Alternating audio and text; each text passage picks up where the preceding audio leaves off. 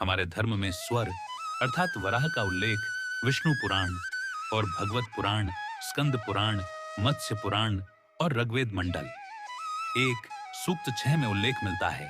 किंतु दक्षिण भारत के आदिवासी इसे पंजुरली देव मुख्य रूप से तुलु लोक परंपरा और भूत आराधना से जुड़े एक स्थानीय लोक देवता हैं। प्राचीन काल में जब रावण कैलाश पर्वत पर भगवान शिव के दर्शन को आया तो उसने देखा कि मां पार्वती उदास बैठी हैं। रावण ने पूछा, प्रभु मां क्यों दुखी हैं? शिवजी मुस्कुराए और बोले, एक पुत्र के वियोग में। फिर शिवजी ने वराह अवतार की कथा सुनाई। दैत्य हिरण्याक्ष ने पृथ्वी को रसातल में डुबो दिया।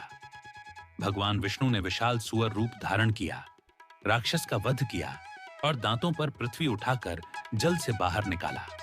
रावण ने उत्सुक होकर पूछा, फिर मां पार्वती का इससे क्या संबंध? शिवजी ने बताया, वराह भगवान की 5 संतानों में से एक छोटा सुअर का बच्चा जंगल में भटक गया। पार्वती जी ने उसे गोद लिया, पुत्रवत पाला और नाम रखा पंजुरली।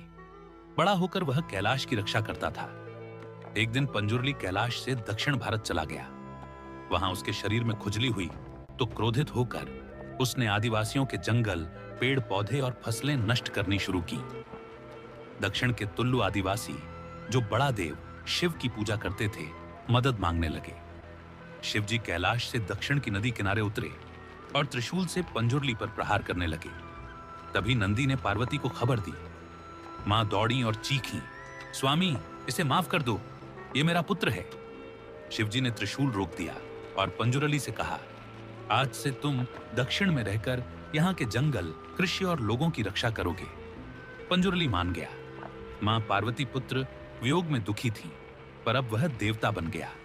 तब से कर्नाटक, केरल के तुलुनाडु में आदिवासी और ग्रामीण पंजुरली देव की पूजा करते हैं, भूत आराधना और भूत कोला उत्सव में।